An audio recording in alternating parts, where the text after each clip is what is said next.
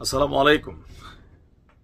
ঈদ মাত্র শেষ হলো, বা ঈদের নামাজ এখনো আসলে শেষ হয় নাই। তবে বিএনপি তাদের যেই বক্তব্য ছিল যে ঈদের পরই তারা কঠিন কর্মসূচি ঘোষণা করতে যাচ্ছে, আর এই কর্মসূচি যদি ঘোষিত হয়ে যায় বা পালন হয়, যে ভাষা প্রয়োগ শুরু হয়েছে বিএনপির পক্ষ থেকে বিভিন্নভাবে, ডক্টর মোহাম্মদ ইউনূস সরকারের জন্য বিশাল একটা ঝড় আসতে যাচ্ছে।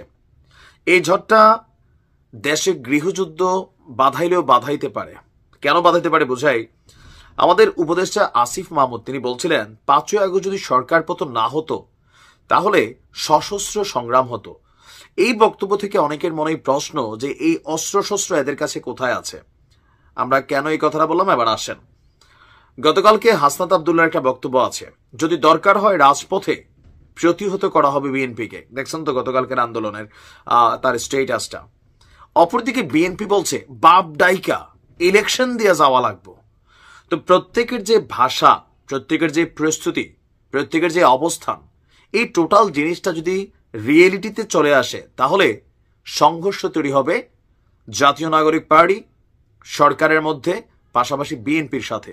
আর মাঠের শক্তিতে বিএনপি এই মুহূর্তে যথেষ্ট শক্তিশালী। যদি প্রশাসন ছাড়া জাতীয় নাগরিক পার্টি মাঠে নামে, বিভিন্ন জায়গায় এরা ব্যাপক মার খাবে।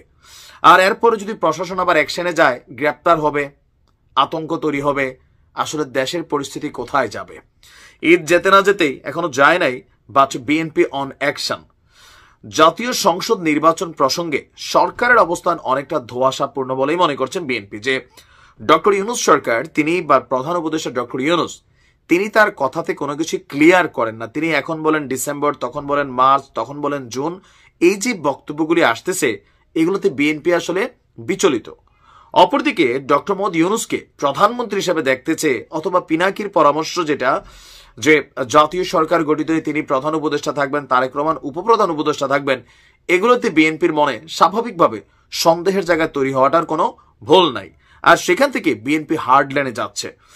বিএনপি বলছে বেগম খালেদা জিয়ার যিনি একজন উপদেষ্টা আছেন এবং জাতীয় নাগরিক পার্টির খুবই সমালোচক বা এই মুহূর্তে চক্ষুশূল হিসেবে আছেন আপনার অ্যাডভোকেট ফজলুর রহমান, তিনি বলছেন যদি জীবিত থাকে, মানে তিনি যদি জীবিত থাকেন, বাপ ডাইকা বাংলাদেশে ইলেকশনটা দিয়ে যাওয়া লাগবে।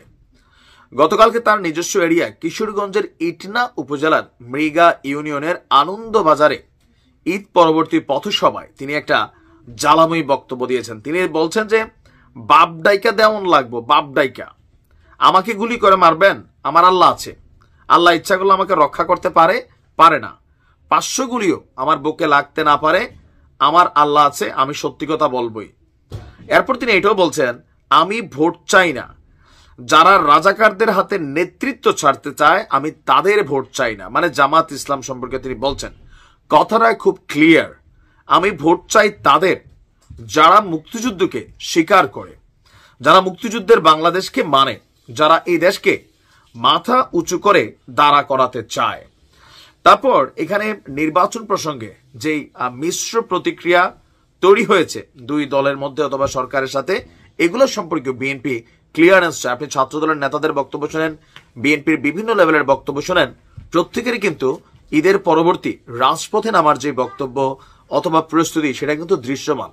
আর এরকম পরিস্থিতি হতে গেলে ডক্টর মোহাম্মদ ইউনূস একদিকে যেমন মার্কিন যুক্তরাষ্ট্রের একটা নতুন খেলায় আটকে গেছেন, মার্কিন গণমাধ্যমগুলোর নানান প্রতিবেদন, পাশাপাশি দেশের ভেতরে এরকম একটা অস্থিতিশীল পরিবেশ তৈরি হলে আলেমরা মাঠে নামবে, এখানে মারামারি হবে, কাটাকাটি হবে। এগুলো আসলে ডক্টর মোহাম্মদ ইউনূসের জন্য বড় ধরনের একটা ঝামেলা তৈরি করবে। কোন পথে যাচ্ছে সময় বলে দেবে। ভালো থাকুন।